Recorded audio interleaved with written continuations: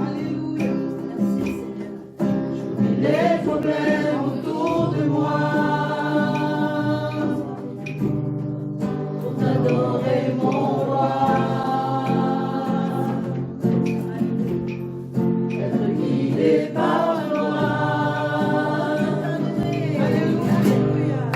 Je veux t'adorer, t'adorer.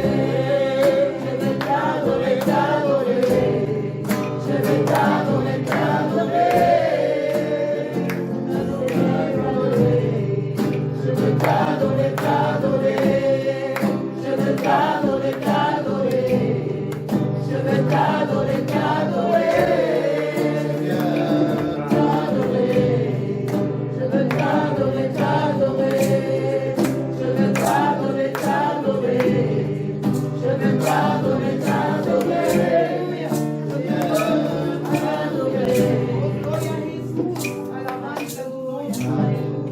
En fait, ce texte nous parle de l'alliance de Dieu pour notre héritage. Et ça a commencé du temps d'Abraham. C'est une longue histoire.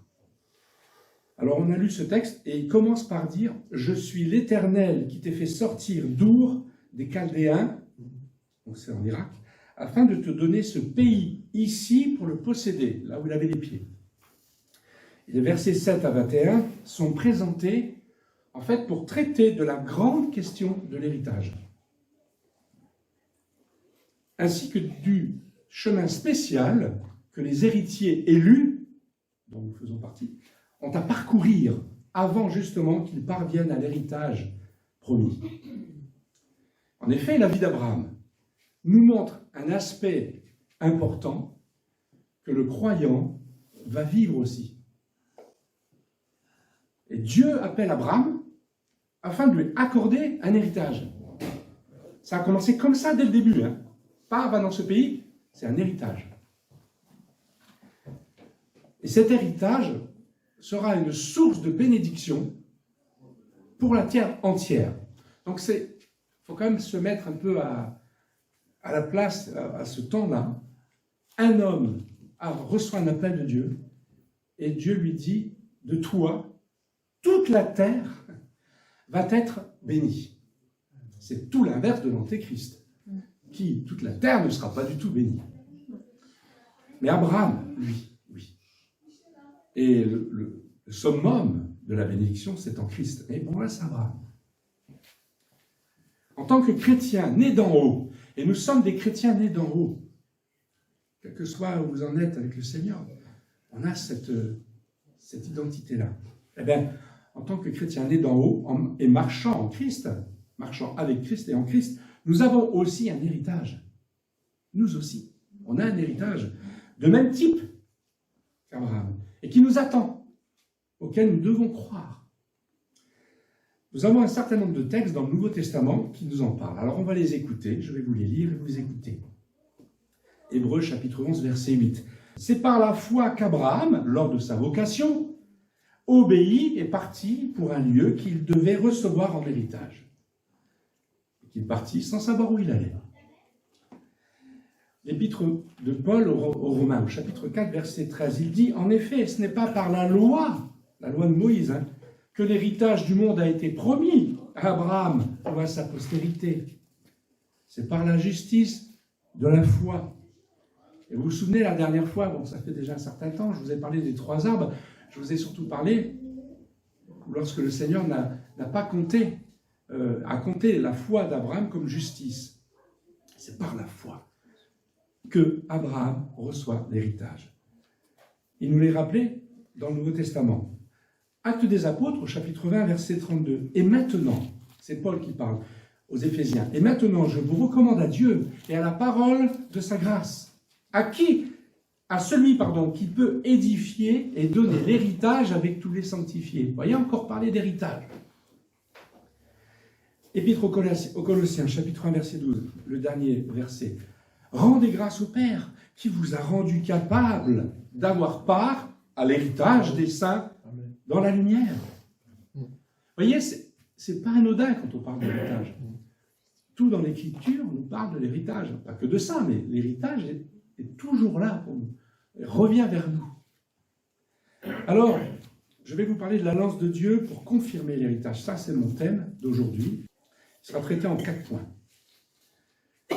Donc, la fin de ce chapitre 15, on aura pris du temps avec ce chapitre 15 de la Genèse, à partir des versets 9 et suivants, vont quelque part dévoiler le plan de Dieu. Dieu veut dévoiler un plan. Vous savez, Dieu veut nous faire connaître ce qu'il veut faire. Et ce plan de Dieu concerne l'héritage accordé à Abraham, Abraham qui est le père de la foi. Et ce texte de Genèse met en lumière l'idée de ce plan qui va commencer par une alliance. Cette alliance sera contractée avec Abraham. C'est ce qu'on a lu, on va le revoir. Et en fait, qu'est-ce qui se passe? C'est qu'Abraham désire connaître.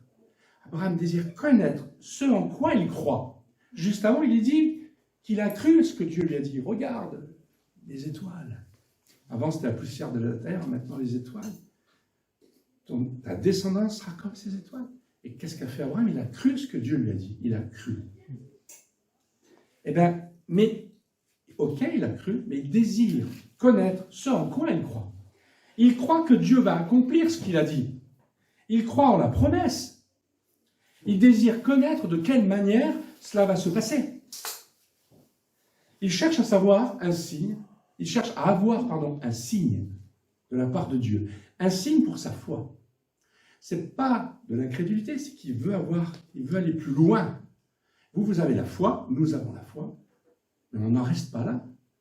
Un bébé qui a la foi tout le temps, ça ne va pas. On veut aller plus loin, on veut savoir. Eh bien, pareil pour Abraham. Mais ce signe, ce n'est pas un miracle. Ce n'est pas un miracle. Mais c'est une lumière qui doit illuminer son cœur pour qu'il comprenne, mais encore qu'il connaisse. C'est une connaissance intime qu'Abraham désire avoir. Connaître intimement le plan de Dieu, connaître intimement ce que Dieu dit lorsqu'il parle d'une promesse. Tu veux connaître intimement. C'est ça le signe pour Abraham. Alors qu'est-ce que cela veut dire? La foi d'Abraham est une foi qui regarde en avant et qui a besoin d'être consolidée. Et le fait de connaître le plan de Dieu permet de consolider sa foi. Nous avons besoin de consolider notre foi. Et ce signe attendu pour sa foi est le signe que Dieu va donner à Abraham. Dieu va lui expliquer de quelle manière cela va se passer. Alors, ça va être assez étrange, mais afin que lui et sa descendance obtiennent la promesse de l'héritage qui va se réaliser. Et Dieu va faire 2 choses pour ça, pour répondre à la question d'Abraham. Parce qu'il a posé une question, on l'a lu tout à l'heure. Dieu va lui conclure une alliance avec lui, et il va lui dévoiler de quelle manière la descendance va s'emparer de ce pays. Il va lui expliquer. Dieu lui révèle l'avenir quant à ce processus. Et cette prophétie, en fait, concerne les termes de cette alliance qu'il conclut avec lui. C'est quoi la prophétie? On l'a lu lorsqu'il dit ta descendance, elle va rester 400 ans en Égypte, elle va souffrir. Et après, elle va être libérée. Je résume rapide. C'est ça que Dieu lui révèle à Abraham. Alors, premier point, comment donc se passe la conclusion de l'alliance avec Abraham? On va regarder ça parce que cette alliance, c'est un peu spécial. Hein. Qu'est-ce que Dieu lui demande à Abraham? L'Éternel lui dit, qu'est-ce qu'il lui dit, le Seigneur? Il lui dit, prends une génisse. Alors, une génisse, vous savez ce que c'est? C'est une vache. Hein? Voilà. Un veau. Voilà, elle n'a pas de veau. Et prends une génisse de 3 ans, une chèvre de 3 ans, et un bélier de... Voilà, bien. C'est pas compliqué. Une tourterelle et une jeune colombe. Voilà. Abraham prit tous ces animaux, les coupa par le milieu et mit chaque morceau l'un vis-à-vis de l'autre. Tac, tac. Mais les oiseaux, il ne les a pas coupés. Il en a mis un en face de l'autre. Donc, qu'est-ce que Dieu demande? Au verset 9, Dieu demande à Abraham de préparer un sacrifice, d'aller chercher les animaux. Ça, c'est sa part. Verset 10, le sacrifice est préparé par Abraham. Il s'agit de couper par le milieu les animaux. On n'a pas l'habitude de faire ce genre d'alliance, nous, hein, mais à l'époque, ça se faisait. Ce sacrifice montre la réalité de la mort de ces animaux. Vraiment bien morts. Hein. Ce sacrifice montre des animaux qui sont séparés en deux, sauf pour les oiseaux, parce qu'ils sont petits en fait. Et ça nous rappellera dans la Loire qu'il y avait des sacrifices avec des grosses bestioles et des plus petites. Deuxième point, et c'est là que ça va être intéressant. Je vais vous rappeler un peu d'histoire parce que c'est bien de savoir pourquoi ils font ça. Parce que c'est pas courant pour nous. Hein. Mais là, il y a une chose intéressante, c'est que seul le souverain va s'engager dans cette alliance. Alors, quelle étrange manière de faire, n'est-ce pas? Ce à quoi nous allons assister là sera une conclusion d'alliance. Ce que nous lisons là, il a séparé les animaux, c'est une conclusion d'alliance. Dieu veut conclure une alliance avec Abraham. On coupait, donc, alors comment ça se passait à l'époque? On coupait les animaux en deux, puis les deux contractants d'une alliance, on est deux pour faire une alliance, hein, ils passaient entre les deux moitiés d'animaux sacrifiés, en appelant sur eux le sort que ces bêtes avaient subi. Dans ce texte, Dieu passe entre les animaux, en se manifestant comment? Par une fournaise ardente et des flammes de feu. C'est ainsi qu'il conclut l'alliance. Regardez, au verset 17. Quand le soleil fut couché, il y eut une obscurité profonde. Il faut savoir que c'est quand même dans des moments difficiles que ça se passe. C'est des choses de ténébreux, là. Et voici, ce fut une fournaise fumante, et des flammes passèrent entre les animaux partagés. Donc c'est Dieu qui est passé. Et en Mésopotamie, parce que c'est en Mésopotamie que ça se passe là, la cérémonie du serment comprenait le sacrifice d'animaux, que l'on coupait en deux moitiés. Ensuite, on passait entre ces moitiés avec une torche allumée. C'est comme ça qu'ils faisaient. Les deux contractants prenaient une torche allumée et ils passaient entre les animaux qui étaient sacrifiés, qui étaient morts, coupés en deux. C'est comme ça que ça se passait. Cela voulait donc dire qu'en cas de non-respect des clauses du contrat, de cette alliance, si vous voulez, on acceptait le sort de ces animaux. On acceptait la mort. Alors on subirait le même sort que les animaux. C'est ça qu'on acceptait. Donc l'alliance, c'est un engagement radical qui met sa vie en jeu. L'alliance marque un événement très important. Donc on ne faisait pas des alliances tous les jours non plus. Et Abraham, qui connaissait le rite du serment, depuis sa patrie d'origine, en Irak. Ça se faisait de temps en temps, il devait savoir ça. Mais il ne savait pas qui serait celui qui prononcerait l'imprécation contre lui-même. L'imprécation, c'est quand on souhaite un malheur qu'on fait contre soi-même. Hein. Pourquoi je dis ça? Il y a des textes qui nous montrent ça. Je vais vous parler d'une histoire. C'était au XVIIe siècle avant Jésus-Christ. On a trouvé ça en archéologie. Ça nous raconte qu'un souverain, il s'appelait Aban, il avait donné la cité qui s'appelait Alalak à Yarimlim, qui lui était son vassal. Donc en gros, il lui a donné une ville à son vassal. Comment ils ont fait? Ils ont fait une alliance. Et le texte dit que pour sceller la transaction, Aban, donc c'est le souverain, Aban se plaça sous un serment à l'Arimlim, là je lis le texte, et il trancha le cou du mouton en disant que je meurs ainsi si je reprends ce que je t'ai donné. Voilà. Ça, c'est une alliance. Donc, mais c'est intéressant de rapporter ici que c'est le supérieur qui se place lui-même sous la sanction. Ah, c'est le supérieur. Mais il y a plusieurs textes du 2e et du 1er millénaire avant Jésus-Christ qui nous racontent des expériences similaires. Mais souvent, ce sont les vassaux, en dessous, qui prononcent la malédiction sur eux au cas où ils ne respecteraient pas les clauses de l'alliance. Et je ne sais pas si vous avez fait gaffe, mais il y a un texte dans les Écritures qui nous parle de ça. Dans un texte, c'est dans un écrit de Jérémie, où c'est le peuple de Dieu qui n'a pas respecté l'alliance et qui va devoir vivre le jugement de Dieu à cet égard. Je vous lis ce texte, c'est Jérémie chapitre 34, verset 18, où Dieu parle à travers Jérémie, il dit « Je livrerai les hommes qui ont violé mon alliance, qui n'ont pas observé les conditions du pacte qu'ils avaient fait devant moi, en coupant un veau en deux et en passant entre ces morceaux. » Mais là, c'est le vassal, j'allais dire. C'est le peuple de Dieu qui n'a pas respecté l'alliance.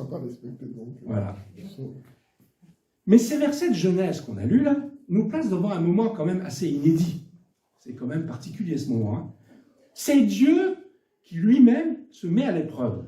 Il est mis à l'épreuve dans cette alliance. C'est lui qui le décide. C'est le souverain et non le vassal. C'est incroyable comme. Alors, j'en viens à mon troisième point, sachant qu'il y en a 4. Hein. Il n'y a qu'une seule personne là qui s'engage dans cette alliance, et la personne qui s'engage dans cette alliance, c'est Dieu. Mais, on va voir. Mais c'est Dieu. Cette alliance, elle est spéciale parce qu'elle ressemble quelque part à un contrat comme celui que nous ferions, nous, à notre époque actuelle. Pas de la même manière. Cependant, il y a une différence vraiment notable avec un contrat actuel. Je vais vous donner un exemple. Prenons l'exemple d'un contrat entre un employeur et un employé. Je crois que ça va vous parler. L'employeur, qu'est-ce qu'il fait? Il recherche un employé qui doit accomplir un travail précis. Il y a des charges, machin, tu dois faire ça. OK.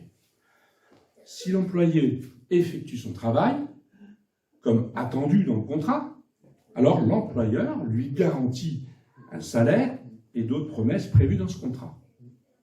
S'il ne le fait pas, il est attaqué en justice. Bon, il ne meurt pas, hein. Mais c'est le même problème. Il faut qu'il respecte la promesse. Le contrat stipule les conditions de l'un et de l'autre. Alors, ce qui est marrant, le mot stipuler, en latin, c'est stipulo, bon, qu'importe, hein, ça signifie promesse.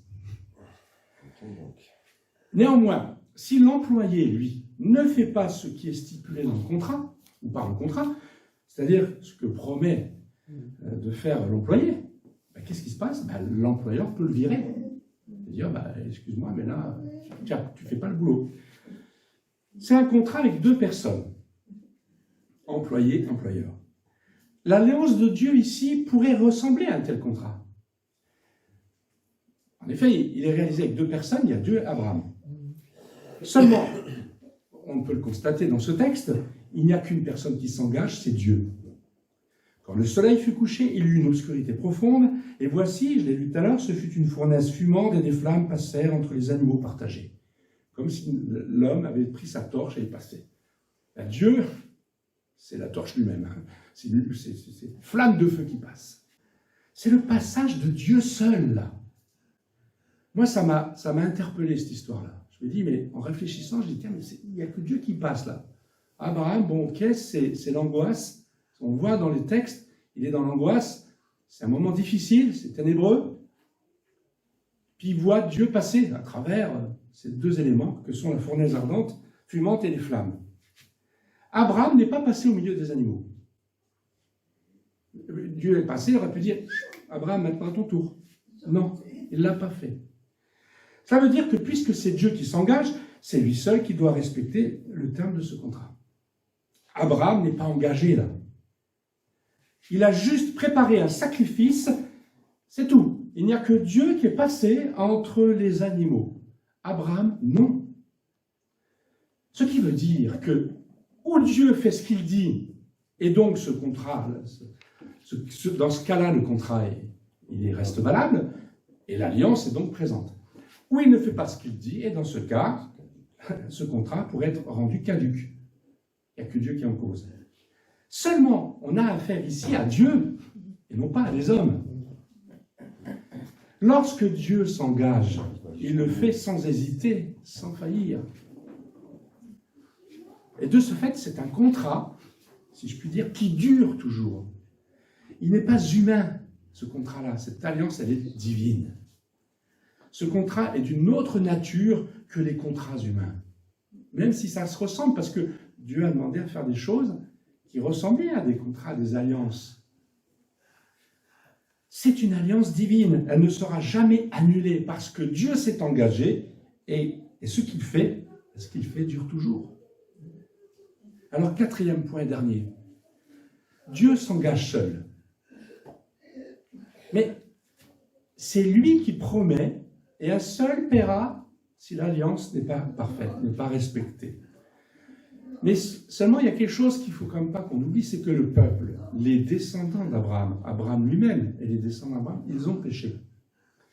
Mais il n'y en a qu'un qui va payer, c'est Dieu. Parce qu'en fait, Abraham, il n'est pas passé. Je me suis dit, mais pourquoi ces sacrifices? Pourquoi cette mort? Ok, ça veut dire que celui qui passe, il s'engage à la mort. Si cela ne tenait qu'à nous, cette alliance serait fragile. Mais là, ben c'est Dieu qui passe. Et si je parle de Dieu, je parle de Dieu le Père. Mais je peux parler aussi de Dieu le Fils et le Saint-Esprit. C'est Dieu, n'est-ce pas? Ça veut dire quoi? Nous avons, nous aussi, un représentant qui est passé dans cette alliance, nous permettant d'avoir notre héritage. Et ce représentant, c'est Christ.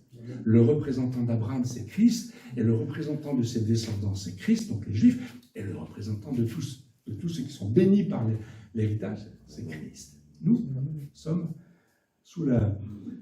Christ nous représente. Le feu, c'est l'Esprit. Le feu qui passe là, c'est l'Esprit.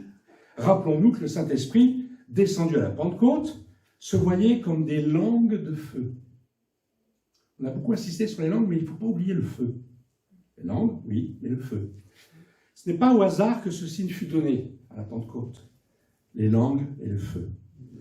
Voyez-vous, une telle alliance nécessite que les deux parties s'engagent. Seulement, Dieu a choisi une autre manière de faire. Il a mis deux parties. Il y a deux parties quand même. Il y a Dieu et le représentant d'Abraham, Christ. Donc, l'homme est engagé dans cette alliance, mais il est engagé par Christ. Vous voyez, c'est quand même intéressant. Il y en a qu'un qui est passé, mais en fait, on est passé quelque part. Mais par le Christ. Dieu et Abraham auraient pu s'engager chacun pour sa part, comme aussi Dieu et le croyant. Mais ça ne s'est pas passé comme ça. Chacun doit s'engager pour rester dans l'alliance, et si le croyant s'égare et ne respecte pas l'alliance, alors il serait disqualifié. Si le croyant ne fait pas les œuvres que nécessite un tel engagement, alors il serait disqualifié. Et ça, Dieu savait ça. Et il savait que ça n'allait pas durer longtemps, cette histoire. Cette alliance-là, un mois après, c'était capotin. Or, même si c'est le cas, il n'y en a qu'un qui s'est donné dans cette alliance, et en fait, il y en a deux qui se sont donnés. Le Père, qui est Dieu, qui attend que cette alliance soit respectée, il est passé. Le Fils, lui, prend la place de celui qui doit accomplir les termes du contrat, Abraham et les croyants, les fils d'Abraham. Abraham n'a aucun devoir dans cette alliance, il n'a que préparé le sacrifice quand même, il l'a préparé. Abraham constate que Dieu fait alliance avec lui-même. Constate que Dieu fait alliance avec lui-même. Mais il est engagé quand même, Abraham, par le Fils. Ça, je pense qu'il n'en avait pas conscience à ce moment-là. Mais la descendance est engagée aussi. Et avec le temps, elle en a pris conscience à la venue du Christ. En même temps, il intègre Abraham dans l'alliance. Donc vraiment, nous sommes intégrés dans cette alliance. Mais elle tient à celui qui peut tout. Elle tient à Dieu, cette alliance. C'est important de savoir que nous sommes dans une alliance, mes amis. Et c'est une alliance qui est vraiment béton, si je puis dire. Elle tient, cette alliance. Elle tiendra toujours, cette alliance. Parce que Dieu seul l'a traité, il est passé. Mais nous avons notre représentant qui nous a conduits avec. Et comme nous avons péché, eh bien, le Christ est mort. Le coup du mouton, vous vous souvenez? Si je ne respecte pas, qu'il m'arrive comme ce mouton, comme cet agneau. Eh bien oui, l'agneau de Dieu a été immolé. Christ est mort parce que nous n'avons pas respecté, puisque nous étions quand même quelque part engagés. Le Christ est mort, donc c'est foutu l'alliance. Il n'y a plus d'alliance, je suis obligé de le dire. Sauf que Christ, il est ressuscité. Christ est ressuscité, il est à la droite du Père, il a vaincu la mort. L'alliance est revenue. Il est mort, effectivement, le sacrifice, il n'a pas respecté, enfin, nous n'avons pas respecté. Mais pour Dieu, c'est comme si Dieu ne l'avait pas respecté. Voilà l'amour de Dieu à ce point-là. C'est que nous avons péché, Et Dieu nous a tant aimés que c'est comme si c'était lui qui n'avait pas respecté les termes de l'alliance en son Fils. Cette alliance est importante pour Dieu. Nous sommes comme ça. On a une pensée, pouf, on change. On a une pensée, oh, ça va pas. Ah, là, ça va bien, je reste. Ah, là, ça va pas, je m'en vais. On est comme ça. Dieu reste fidèle et ferme. Et cette alliance, il y tient. Il y tient vraiment. Ne sortez pas de l'alliance, il y tient. Donc, le terme de cette alliance, c'était que Dieu fait la promesse qu'Abraham aura ce pays comme héritage. De même pour le chrétien né de nouveau, né d'en haut, qui lui aussi héritera la promesse. Nous avons une promesse, nous avons un héritage qui nous attend. Ce sera le pays de la promesse, ce sera l'héritage éternel.